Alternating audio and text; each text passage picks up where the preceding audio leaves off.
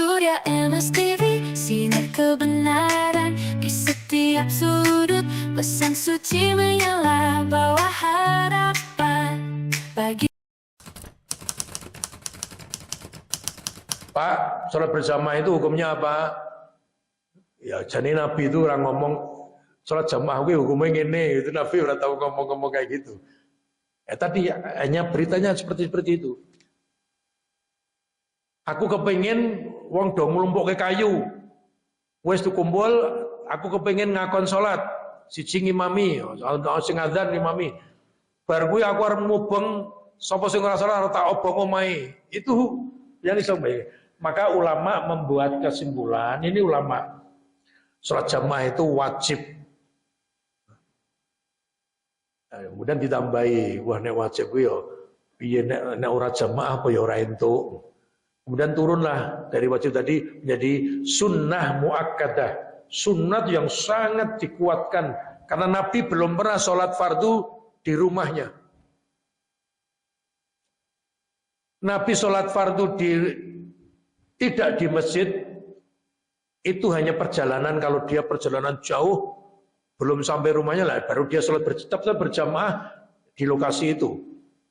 Misalnya neng dalan, neng di itu jadi hukumnya apa? Kalau ulama itu adalah sunnah muakkadah. Ya niso aja kok tinggal ke. Nah ini barangkali, lah kapan Pak kita boleh sholat di rumah? Udan deres. Udan deres itu ada hadisnya. Sholat neng omahmu dewe-dewe gitu. Jadi muadzin itu nek udan deres diminta oleh Nabi itu hayya 'ala shalah, hayya 'al falah itu diganti shallu fir rihal. Shallu fi buyutikum, sholatlah neng omahmu dewe-dewe. Itu ya. Kemudian pergi ke masjid dari rumah itu dikatakan satu kaki dilayunkan mendapatkan ganjaran, satu langkah diayunkan mengurangi dosa-dosanya. Itu hadis. Dan dari Allah memberitahu kepada Nabi Muhammad, dan Nabi Muhammad ngandani umatnya dengan hadis itu. Apa Pak yang kalong dosanya apa? Ulama kemudian memperinci. Sing dilongi kuwi dosa-dosa cilik. Nah, panjenengan sanekan tak tambahi. Dosa cilik niku nek mboten digogroke, mboten di ngapura, itu ya tetap diselamat geni neraka. Jadi cilik kaya ngopo niku tetep mengke nek mboten diamanke, mboten di ngapura, tidak gogrok dosane niku tetep nemplek. Itu neraka. Dan neraka bagaimana? Banyak ayat-ayat Al-Qur'an yang menyebutkan. Pokoknya bahaya. Wah, rekoso. Disiksa neraka itu ora eneng kok. Wong apa mesem disiksa ora eneng wong mesem seluruh itu karena siksaan itu sangat pedih. Jadi kemudian ulama mengatakan, lah nek dosa gede pripun? Dosa gede itu bisa dimaafkan oleh Allah dengan bertaubat. Dan itu kalau dosanya kepada Allah, orang tahu salat zaman nome, pernah berzina, pernah mabuk, pernah berjudi, itu bertaubat. Nah gitu. Saya kira gitu jawaban saya. Nah saya gini dengan pertanyaan Bapak kalau mau, cara berpikir saya, wis dosa apa wae pokoke anggere gogrok itu ngelongi wis aku tak tandangi. Ayo. Karena itu sangat-sangat positif nilainya. Karena setiap dosa sekecil apapun, seberat rambut misalnya, satu belai rambut dosa kita, itu nek ora di ngapura, itu ya hasilnya neraka, sampai neraka. Entah berapa lama, entah berapa panasnya, itu wallahu a'lam. Tentang hadis orang buta namanya Abdullah bin Umi Maktum, nanti mungkin beberapa nomor lagi kita akan menemui. Dan itu betul. Dan Abdullah bin Umi Maktum ini salah satu sahabat Nabi yang dicintai karena dia buta tapi suaranya bagus, ditunjuk Rasul sebagai muadzin. Ada Mu'ad bin Jabal, ada Bilal bin Rabah, kemudian ada Abdullah bin Umi Maktum, dua-duanya muadzin Rasul. Betul. Dia sudah buta dan mengadu. Dia curhat kepada Rasulullah. Datang kepada Nabi karena dia mendengar sholat kuwi nang masjid. Nah, kemudian dia datang Nabi. Laisali qaidun yakuduni ilal masjid. Nabi, kula mboten enten wong sing nuntun. Tidak ada orang yang mau menuntun saya dari rumah ke masjid. Padahal saya buta. Kemudian dalam hadis tadi disebutkan jane karepe iki wadul iki karepe dikei dispensasi untuk salat ning omah. Nah, Nabi kemudian farahhasalahu. Nabi memberikan dia dispensasi, keringanan. Oh ya. Mulai lagi tekan pager isih ketok, mulai ning rong adoh diceluk, "Pak, Pak. Apa kowe krungu adzan apa ora?" "Oh, nggih Nabi, kula krungu." Ini tafsirnya ngeten. Yang bermasalah itu mata saya Nabi, saya tidak bisa melihat. Dan tidak ada yang bisa nuntun saya ke masjid. Kalau telinga saya normal, saya dengar adzan. Nek kowe krungu, datangi panggilan adzan itu. Seperti itu. Nah, itu bermain di antara apa namanya? Yaitu wajib dan hampir wajib, kira-kira begitulah. Nah, rahhasalahu, Nabi memberikan keringanan bagi dia. Itu maknanya sholat di rumah itu boleh. Kemudian dikatakan neng kowe krungu adzan ora krungu, kula mireng Nabi. Ah nek kowe krungu tekan ono. Itu banyak ya dalil yang mengatakan bahwa kemudian begini. Sholatul jamaati, hadis yang pertama kita bahas, sholat berjamaah afdalu luwih apik min sholatil fardhi timbangane sholat dhewe bisapin wa isrina darajatan.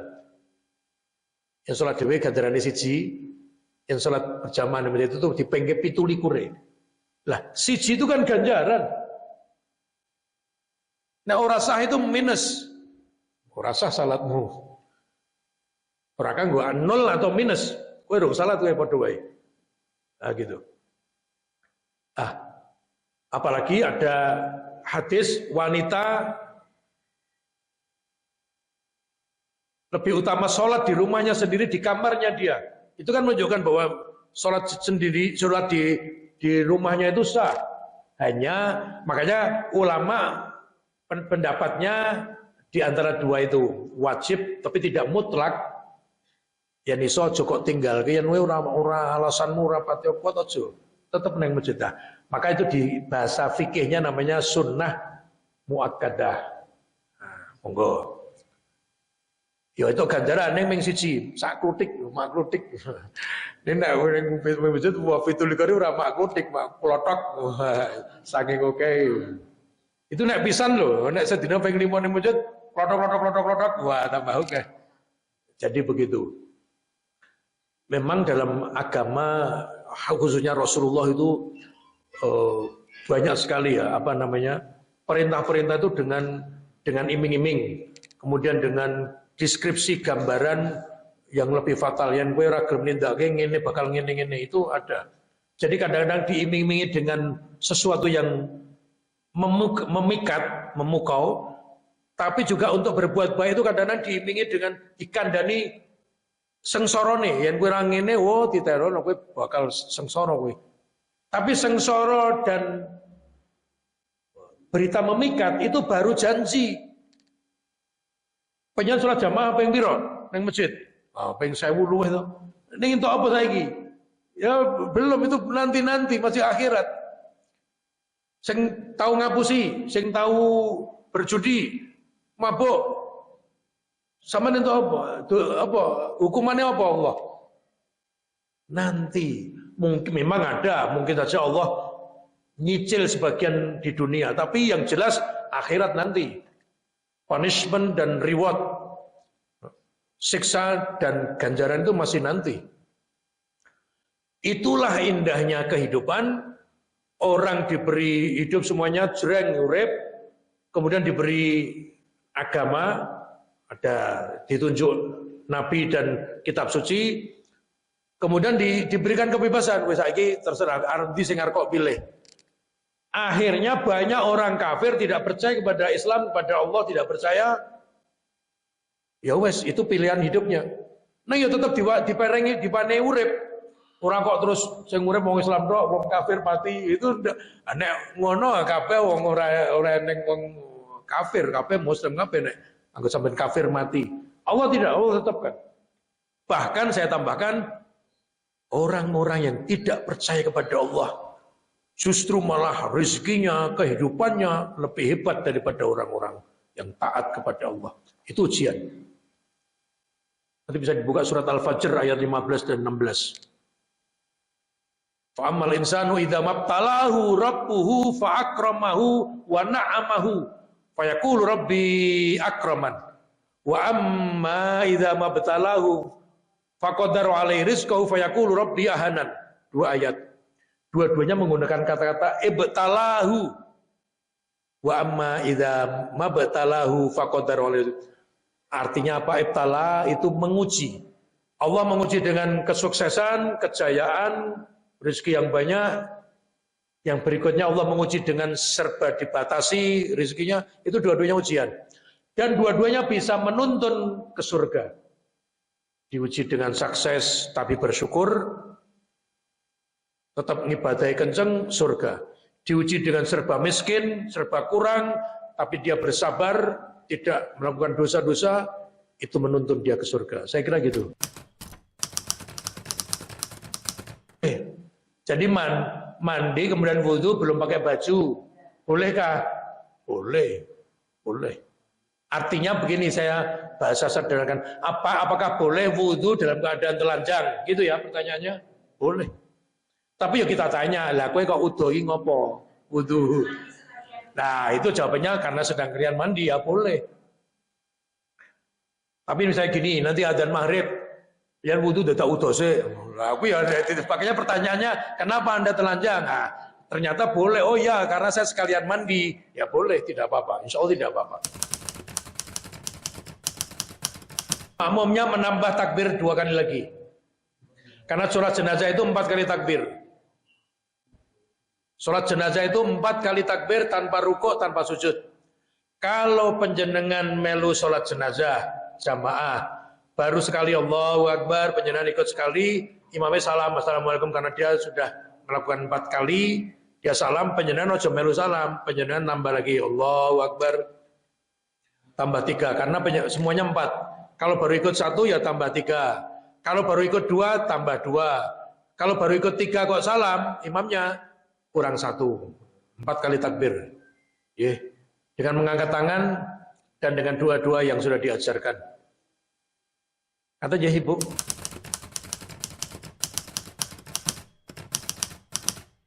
Nah imam salam, kita kan kurang 1, kita nambah 1. Apakah bacaan kita keras gitu ya atau pelan? Pelan. Ya. Maksudnya tetap moco, bukan dibatin, tapi tidak perlu pakai suara. Ya, tidak perlu pakai suara. Kalau pakai suara bagaimana, Pak? Boleh juga, tapi tidak keras-keras karena yang lainnya sedang berzikir. Tidak. Keras itu maksudnya kalau Anda berjamaah. Berjamaah itu keras. Sholat maghrib Anda sendiri, walaupun di masjid itu ya tidak usah keras. Cukup Anda yang tahu, tapi tetap umi, bibirnya tetap membaca, bukan dibatin. Jadi yang sirron atau jahron itu maksudnya imamnya. Jadi imamnya kalau sholat maghrib sama isya sama subuh itu jahr. Tetapi kalau duhur sama asar itu sirron. Membaca tapi tetap membaca tapi tidak sampai terdengar oleh orang lain, gitu. Itu sirron. Tapi kalau maghrib, isya dan subuh penjenengan sholat dewe, bagaimana? Ya boleh jahar boleh, tetapi tidak usah keras-keras. Tapi yang kita jawab pelan-pelan saja, sekedar kita dengar sendiri, kita tahu. Kecuali Anda menjadi imam, itu dijaharkan. Masih ada tadi ibu yang di belakang mungkin di luar.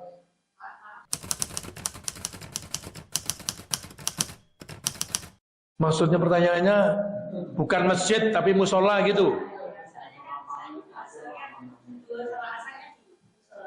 Iya, insya Allah itu sama, insya Allah sama. Insya Allah sama, ya. Selama itu berjamaah. Karena gini, untuk kita definisi kita musola itu kan kecil. Masjidnya kecil. Bahkan ini kalau di kampung saya seperti ini, ya, maksud saya gini, fisiknya itu kecil dan tidak dipakai untuk Jumatan. Tidak dipakai Jumatan, insya Allah tetap sama. Ya, insya Allah sama. Karena nanti di fili musola itu bisa berkembang ya. Ada lagi musola itu adalah masjid, tempat sholat yang itu belum diwakafkan. Itu juga ada definisi begitu. Jadi walaupun masjid, artinya masih memungkinkan untuk yongko diowahi dari kantor apa dari itu ya monggo lah. Tapi kalau saya insya Allah walaupun di musola karena memang yang terdekat dengan rumah Anda itu sudah tidak apa-apa. Kita akhiri dengan kafaratul majlis. Subhanakallahumma wa bihamdika asyhadu an la ilaha illa anta astaghfiruka wa atubu ilaik. Matur nuwun. Walafu minkum. Assalamualaikum warahmatullahi wabarakatuh.